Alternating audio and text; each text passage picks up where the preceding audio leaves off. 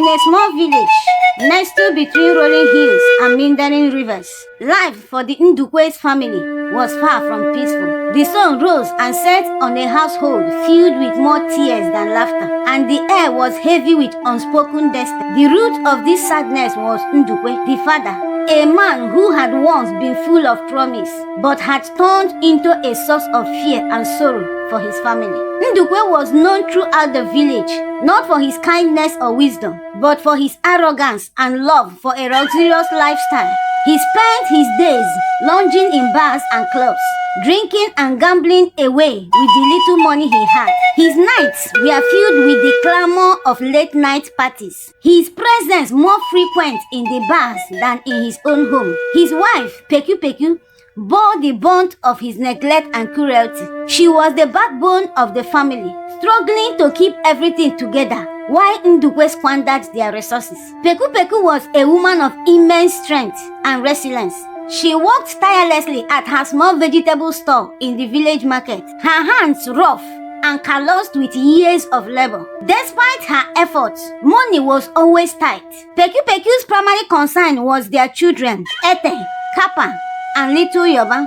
She wanted them to have a better life, to escape the cycle of poverty and abuse that seems to trap them. Ete and Kappa were old enough to understand the reality of their situation. They often skipped meals so their younger sister Yoba wouldn't go hungry. Ete, the eldest, tried to help his mother as much as he could. He assisted her at the market and did odd jobs around the village.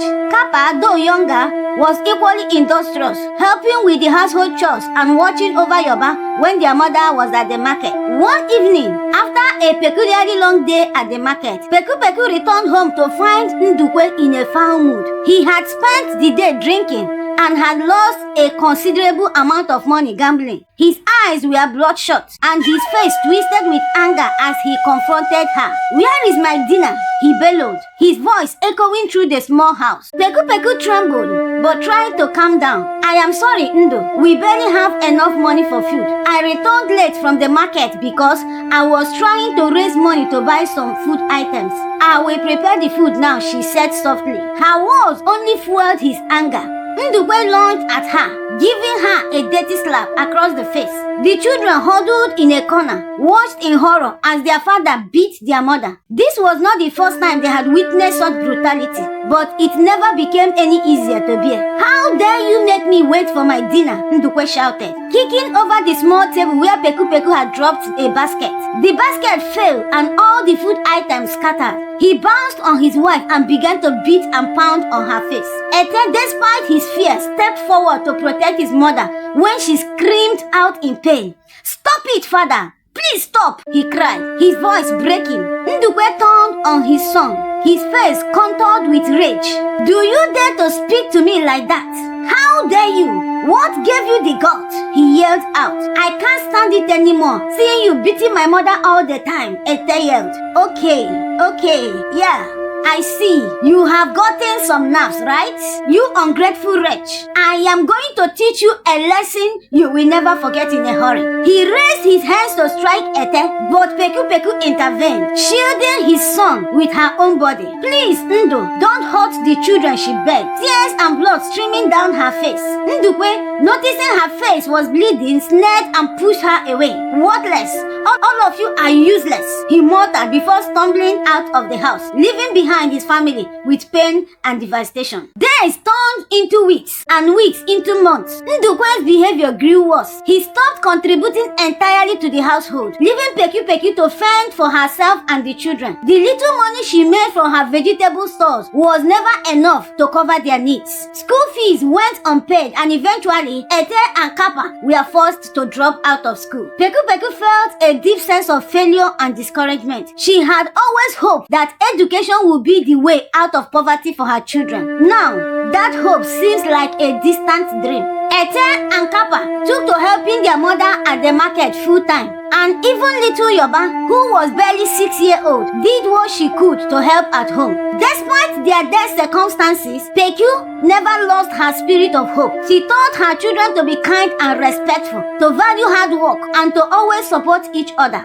We are a family, she would say. With love and hard work, we will get out of this one day. One fateful day, while Peku was hawking vegetable at the market, she was lost in thought, her mind heavy with worries. She didn't notice a car speeding towards her until it was almost too late. The driver swerved just in time, and the car crashed to a halt, narrowly missing her. Peku stood frozen, her heart pounding in her chest. The driver, a middle-aged man, stepped out of the car. "Are you all right, madam?" he asked, concern evident in his voice. Peku nodded, her voice barely a whisper. "I am sorry, I wasn't paying attention. Please forgive me." The man looked at her closely, a spark of recognition in his eyes. Peku, is it you? Or am I dreaming?" he asked. Peku squinted at him, trying to place a familiar face. Suddenly, it came to her. Nana Okeke." The man smiled and nodded. "Yes, it is me. It's been so many years." Nana Okeke had been Peku's childhood friend. They had grown up in the same neighborhood and shared many happy memories. After finishing their primary education, Nana moved to the city to build a successful career. They lost touch over the years, but the bonds they shared remained. Tears welled up in Peku eyes as she hugged her old friend. "I can't believe it's you, Nana. It's been so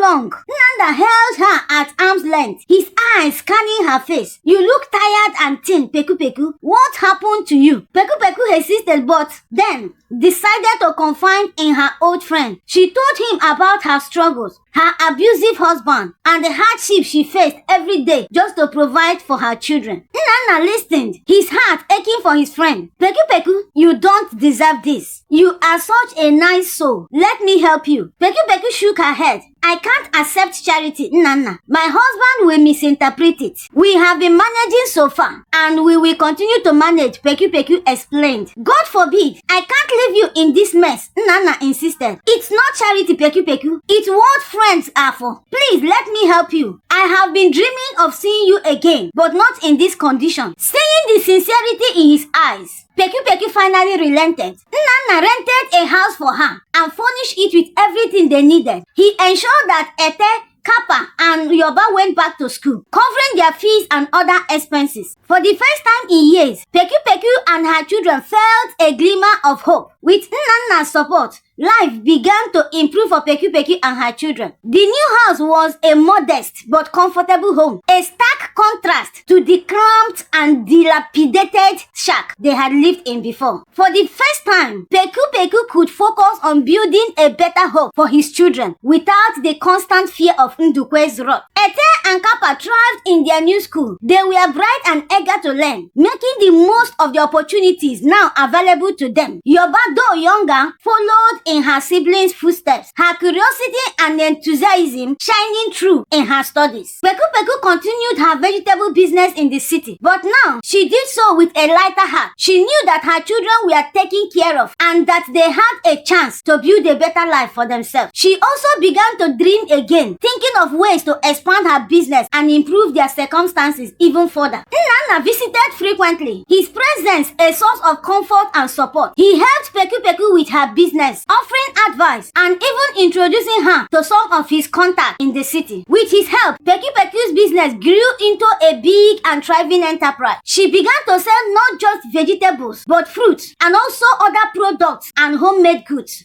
increasing her income and stability. Despite their improved circumstances, she can't remove her mind from the struggles they have faced. She continued to teach her children the values of hard work, humility, and kindness. She kept reminding them where they came from and to appreciate the opportunities they had been given. Years passed. Ete, Kappa, and little Yoba grew into remarkable young adults. Ete pursued a career in engineering. Kappa became a teacher, and Yoba was in nursing school. Their achievements were a testament of their resilience and unwavering support of their mother and Nana. One day, as Peku was tending to her store, a familiar but unwelcome figure appeared before her. It was Ndukwe. Time had not been kind to him. He looked old and frail, a shadow of the man he once was. His eyes were sunken and his clothes were tattered. He was desperate and alone and had come to find his family. His voice barely a whisper. Peku Peku, he croaked, I need your help. I have nowhere else to go. Peku Peku's heart ached at the sight of her once proud husband reduced to such a state. Despite everything he had put her through, she tried to ignore his plea, but just couldn't. She asked Ndukwe to go home and give her time to think about it. She consulted Nnanna. Nnanna, the everly supportive friend, provided a listening ear and offered his advice. Peku Peku, you have always been a woman of great strength and kindness, but you must also consider what is best for you and your children. Your husband needs to understand the consequences of his actions, but he also needs to be given a chance to make amends. With Nana's guidance, Peku Peku sat down with her children to discuss their father's return. I know you are angry, she said to her children, and you have every right to be, but I believe in giving people a chance to change. Your father will have to come back to us. He needs us now. And while we cannot forget what he has done, we can choose how we respond. Ndukwe's return was a difficult time for the family. They remembered all the pain and suffering their father had caused. Yoba, though younger, had also felt the impact of his neglect and cruelty. They had rebuilt their lives without him, and his sudden reappearance threatened to unravel the peace they had found. Peku Peku, torn between her compassion and the need to protect her children, struggled with how to handle the situation. She knew Ndukwe needed help, but she also understood the anger and the resentment her children felt. Ete, whose face hardened with anger, spoke first. He was never there for us, mother. He caused us so much pain.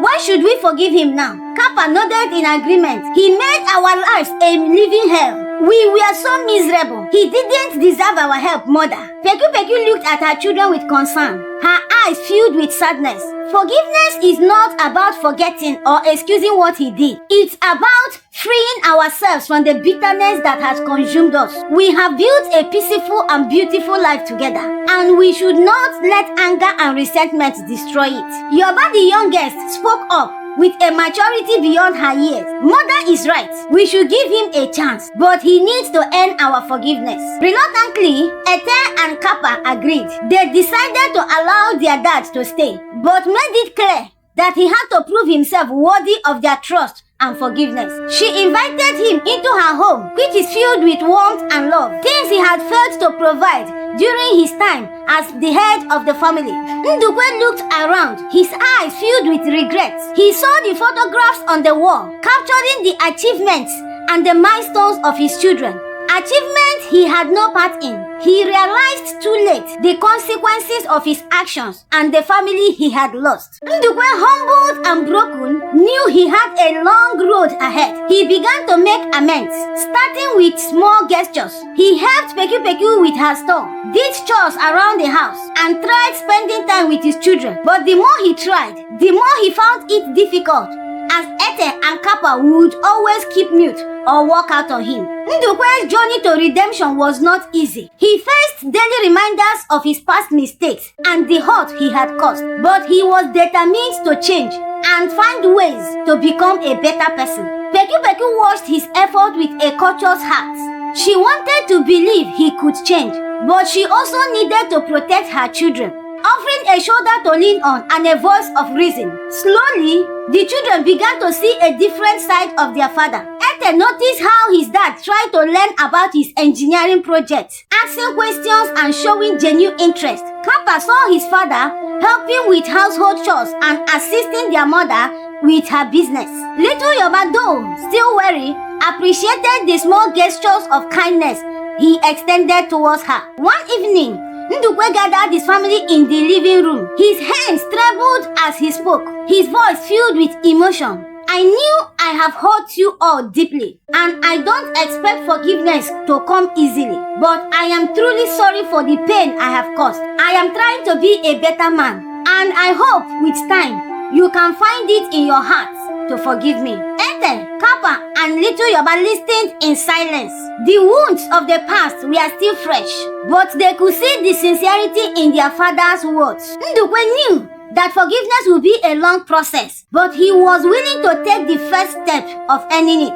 As the months passed, Ndukwe continued to work on himself and his relationship with his family. The process was slow, but filled with setbacks and challenges. The family began to heal, finding ways to rebuild their bonds and move forward together. Ete graduated from the university with honors, and his achievements were celebrated by the entire family. Kappa started her career as a teacher, her passion for education inspiring her students. Yoruba's nursing talents flourished, and her service gained recognitions and praises. Peku Peku, seeing her children's successes, felt a deep sense of pride and fulfillment. She had endured so much, but had never lost hope. Now, she watched as her family found their way back to each other, stronger and more united than ever. Ndukwe too found a sense of peace. He knew that he could never fully erase the pain he had caused his family, but he was grateful for the chance to make amends. He continued to support his family in every way he could, determined to be the father and the husband they deserved. The story of Ndukwe's family became a powerful lesson for everyone. It was a story of pain and suffering, but also of resilience, forgiveness, and restoration.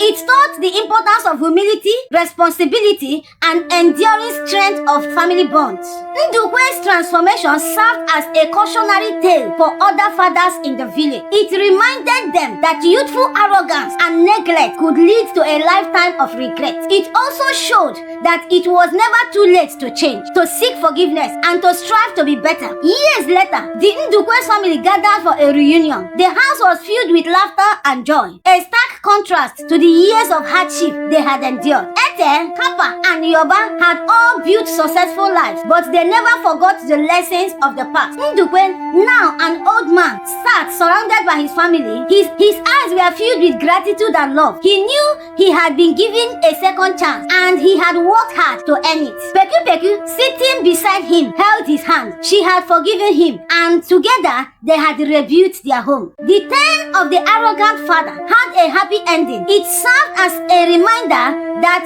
true strength lay not in physical abilities or arrogance, but in humility, responsibility, and the willingness to change. At the sunset on the village, the Ndukwe's family celebrated their journey together. They had faced many challenges, but they had come out stronger, united by their love and the lessons they had learned. The story of the arrogant father was a story that would be told for generations, inspiring others to learn from their mistakes, to seek forgiveness, and strive to be better. In the end, it was not just a story about one man's transformation, but a story about the strength of human spirit and the power to heal even the deepest wounds. If you have followed this tale to this point, kindly give this tale a like, a comment, and also share. You can subscribe to our channel and turn on the notification bell. Doing this, we bring our stories to you when we publish new ones.